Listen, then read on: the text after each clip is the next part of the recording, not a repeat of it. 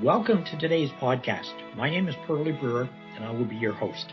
Today's podcast guest is Chalena Biggar. Chalena is the Director of Occupational Health and Safety with Cooke Aquaculture. Welcome, Chalena. Thanks for having me. Chalena, for someone who has never met you, why don't you give them an overview of your background in health and safety? And it's always interesting to find out how people actually get involved in health and safety. It's not a natural career choice for a lot of people, for example, at a high school or university. Yeah, so actually, I had worked in HR for about 10 years and had a kind of pivotal moment in my life where I was thinking I wanted to switch careers. And in 2012, I started working with Irving Wallboard in a safety administrative role.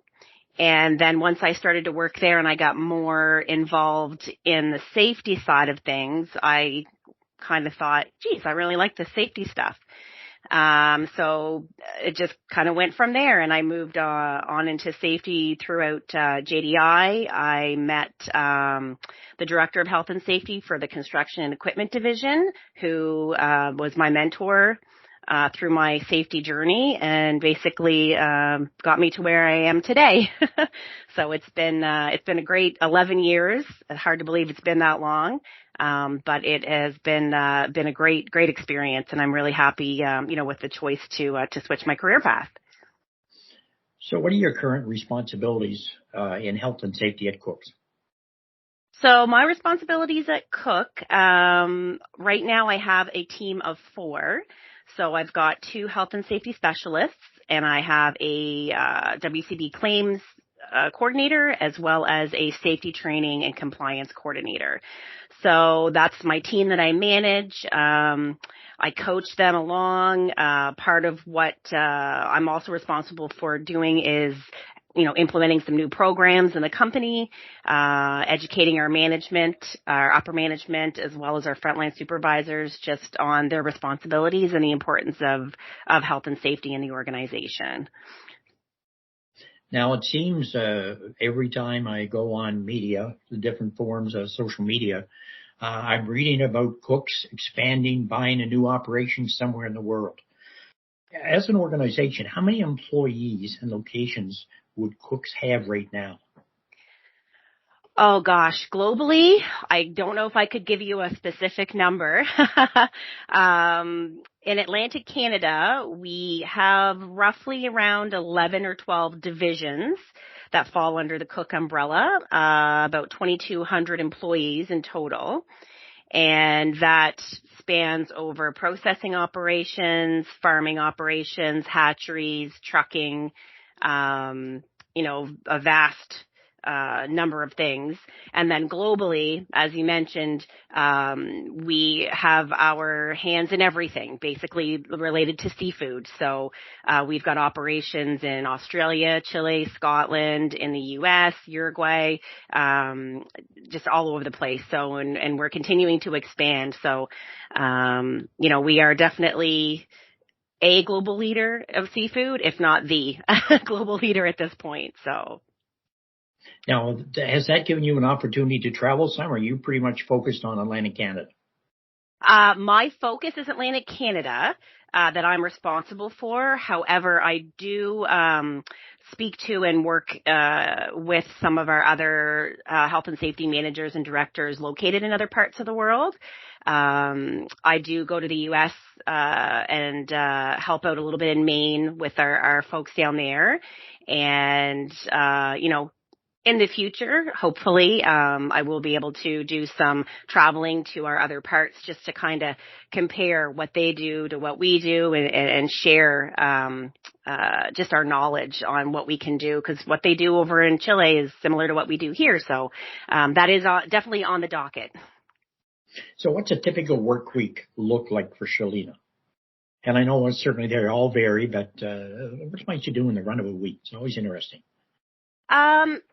Usually I like to meet with my team first of the week when I'm in the office, just to kind of sit down and strategize on, what the week looks like for them, or do we have any struggles or any issues that we need to address, and set up a plan.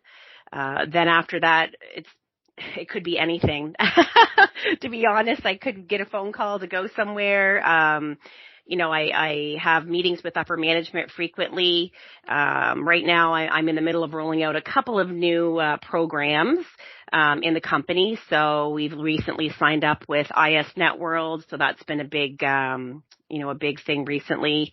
So what do they, excuse me for interrupting, what do they do now? So IS Networld is, they manage contractors. Okay. So as we continue to grow as a company, we can no longer kind of manage our contractors as a small company. We need to bring in somebody to manage those contractors for us. We have large projects coming up, like our Bayside project that's, they broke ground. They're building the on-land hatchery there. So we've needed to bring on a company basically to help us manage all of our contractors and make sure that they have the safety requirements that we require them to have to work safely for us. So. Now, there's a lot of emphasis these days put on onboarding, new worker orientation, I guess, depending on what you'd like to call it. From the point of view of Cooks, what kind of information, what kind of topics do you cover in your onboarding? Well, number one that I have at the very front of our orientation for health and safety for new employees is our health and safety policy and the company's commitment basically to provide them a safe work environment. So that's number one. Then in addition to that, just letting them know what their rights are, encouraging them that if they see, something that they feel is unsafe, to bring it to someone's attention. And then, what our responsibilities are as an employer to them, and then as an employee, what, we expect of them as well. And then just really, covering the basics of, that they have a joint health and safety committee, to reach out to if they need to. Also that they have my team, always available to reach out to if they have any safety concerns, and things like that. So. Now, if you happen to be in the office on a Monday morning and one of your staff members comes to you that's been doing an orientation for new employees and they said, look, we'd like for you to come in and talk to our staff for, even 3 or 4 minutes to sort of set the tone. What kind of messages would you talk to your staff about when it comes to health and safety? Maybe things that are dear to your heart. Oh, gosh. Honestly, the main one for me would be to speak up and not feel that they are going to be punished for bringing something to someone's attention if they have a concern, if they see something that they feel is unsafe, if they're asked to do something that they feel is unsafe. I know commonly with new employees, young employees, and also, new workers, foreign workers, sometimes they feel that they can't say something because they're just, where they're new to the industry, or they feel that, these people know more than I know because they've been here for a long time. So my main message would just be that, you have the right to speak up and not have to work unsafe if you feel it's unsafe. So that's my main thing. And again, like I said, we do have a lot of foreign workers in our company, and they tend to be quiet when it comes to safety things. So that would be my main message. Now, your organization, like a lot of organizations in our province now, bring in foreign workers. How do you go about to ensure that they understand our culture, our norms when it comes to health and safety, because they could be very different from the original countries where they come from? So in our community, I know mostly like Charlotte County in itself is where a lot of the majority of our foreign workers work out of, those operations. There are communities here, like there's a Filipino community here, there's a Ukrainian community here within Charlotte County, and a lot of them work for Cooke. So I find that they tend to share a lot of the information and relay information, for some of those coming in that may not be able to speak the language as well yet, or, things like that. So I find that the actual community, they share on our behalf. And then in addition to that, we actually, all of our SOPs, our orientations, and all of the training documents, we have translated. So we've got, Ukrainian translations for SOPs. We've got Filipino, we've got them all translated over. So to make it easier, and we do have some people that will do translation for us. So when we put them through an actual classroom orientation, there is another employee there that speaks the language that can do the translation. So, we do our best to try to make sure that the information gets through. So, how many different languages would you be translating to right now? I would say there's 4 or 5 at least. Okay. Yeah. I know for sure, Ukrainian, Spanish, Portuguese, French. So 4 off the top of my head I know of for sure. Okay. A bit of a word association, I guess you could say, when it comes to health and safety, some of the topics that we hear about a lot. I'd like to run down through a list of topics and initially maybe just talk about what would come to mind if someone were to throw out a term, for example, lockout, as it relates to cooks. Okay, lockout. Yes. So we preach lockout, obviously, as every other company does. Really just to never take the risk. Never work on equipment without locking it out, because the consequences could be life altering. And as read anything on Occupational Health and Safety Digests. There's always something happening with lockout tagout violations. So that's one thing. Actually, as a company, we're currently in the middle of a project for lockout tagout, educating and updating and making sure that we're where we need to be with that. So fall protection. Fall protection. Just put it on. That's my advice. Just put it on. Do you have a challenge with that? Well, as a company, we don't, because we're not, for the nature of our work, I guess, we only have a very small number of employees that do work that require fall protection. So they are very on top of it. Their training is always up to date. And also we have, my health and safety specialist that, does visits to site is always looking for that. And, so far so good. They're always very good with their fall protection. So. Confined spaces.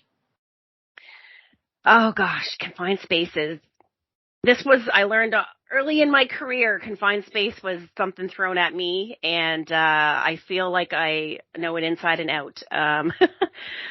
Really, I would say do it right and set the example. Again, this is for our company specifically. There's not a large number of tasks that require confined space work for our employees to do. A lot of the time we will bring in an outside contractor to come in and do any confined space work for us. Just because, we're not the experts at it and it's not something that's common, for our employees to work on. So, I usually bring in the experts for that one. WHMIS. Been around forever. Yes, been around forever. And I was thinking about this. So people are very nonchalant about WHMIS, but it's such a serious hazard if you don't know what you're doing and how to handle chemicals properly. So for our company, we do have obviously a vast number of chemicals handled across the organization. So covered in the safety orientation right up front, we cover WHMIS in their new hire orientation, as well as they, receive the training, the actual training once they're employed. But respirator fit testing, everybody that's required to work with anything chemical related that requires respirator, we do in-house fit testing for that to ensure that, we're covered there. So, WHMIS is a funny one. It's one that people kind of just throw to the wayside, but gosh, it's so important if it's not done properly. Near misses. So near misses, if I were to talk to somebody about a near miss, I would say nothing is too small to bring up or report, because something so small, really the potential could be massive, and you could save someone's life just by reporting it. Something that might not seem important could really be impactful. So, near misses are definitely at the top of the list of importance. Accidents. So accidents, I don't like that word. It's something obviously I don't want to hear. Unfortunately, it's still part of the everyday sometimes. But I feel that, it's an opportunity to learn and to be better. You don't want anybody to get hurt, and we try to do everything we can to prevent accidents from occurring. But ultimately, when they do happen, we just have to make sure that we can learn from them and do our best to ensure that, it doesn't happen again. And the last topic, supervision, supervisory responsibilities. Yes. So supervision, that's exactly what I was going to say. I would know your responsibilities. A lot of supervisors, they get promoted within their area or their division because they're good at their job. And they say, oh, okay, I'll take the extra X amount of dollars per hour to supervise these employees or to take on these extra tasks. But often they don't really realize what they're taking on. And I do want to put a plug in for SSMB. We have started this summer to run a lot of our supervisors and managers through the safety supervisor responsibilities course that SSMB puts on. So we've been working with Mark, my health and safety trainer, has been working with him, and it's been great. So that's a big one. A lot of our people that have gone through it have come out and are very surprised at what they are responsible for. So I feel that it's very important that they understand that. A lot of times when people talk about health and safety, they talk about the safety element, not necessarily the health issues that people might face in the day-to-day work. What are some of the occupational health issues that you have to deal with at Cooke's? One that would be the top of the list would be hearing. That's not just specifically here at Cooke's. Throughout my career, different organizations I've worked at in health and safety, hearing is at the top of the list. I mean, years ago, nobody had to wear hearing protection, or there was not an understanding of how the work environment could affect your hearing later in life. And now, we're seeing that with the older generation that, didn't have to wear the hearing protection, so they didn't. And now there's a lot of claims coming through, for hearing aids and all that kind of stuff. So definitely, I think we're in a better place now, obviously, as things have progressed, over the years, that, people understand they need to protect their hearing because it's important, and later in life you're going to need it. So definitely, that's one of the biggies.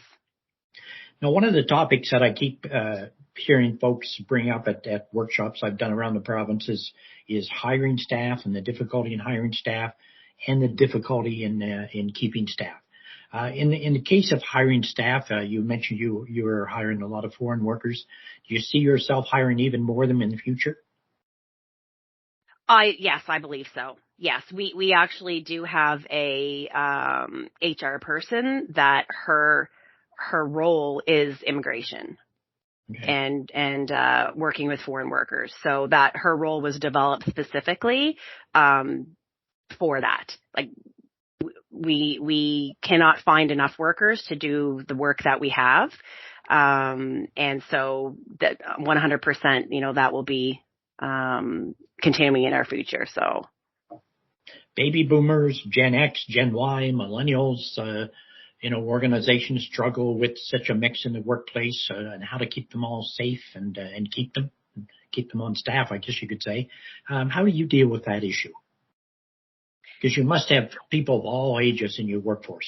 Oh gosh, yeah, we have people from 17, 18 years old up until we've got some vessel captains and site workers out there that are in their 70s. Really on health and safety, from a health and safety perspective, it's know your audience.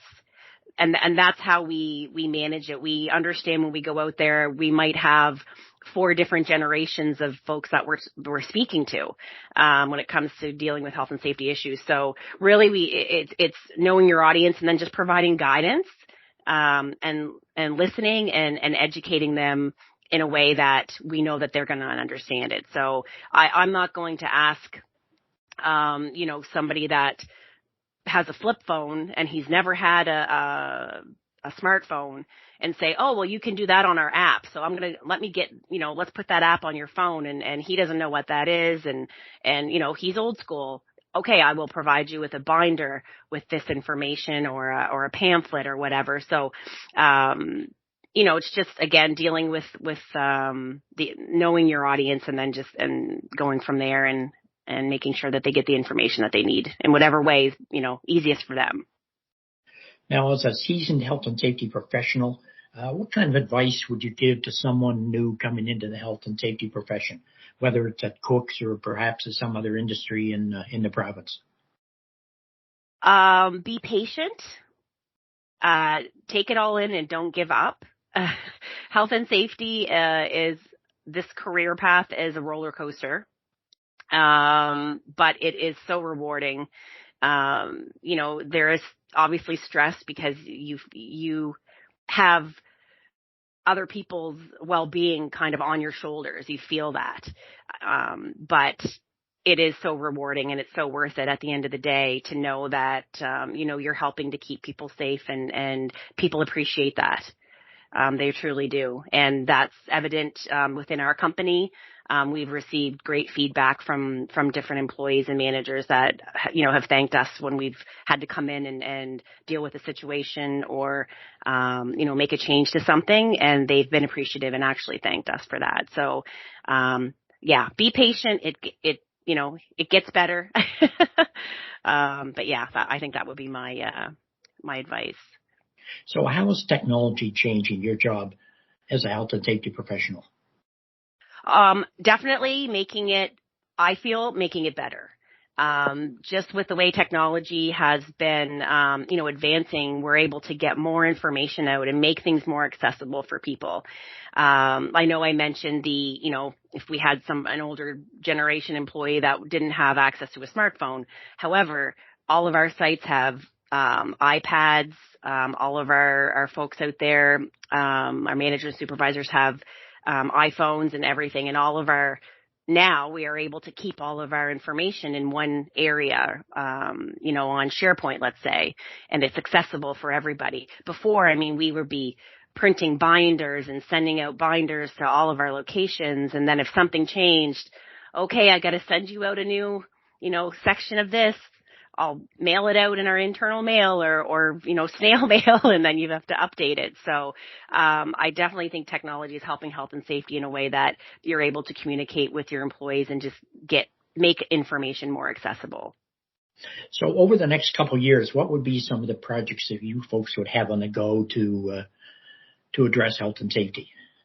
You mentioned one earlier, and that's contractors. What might be a couple of other ones? Right now, I'm in the middle of actually revamping our entire safety management system.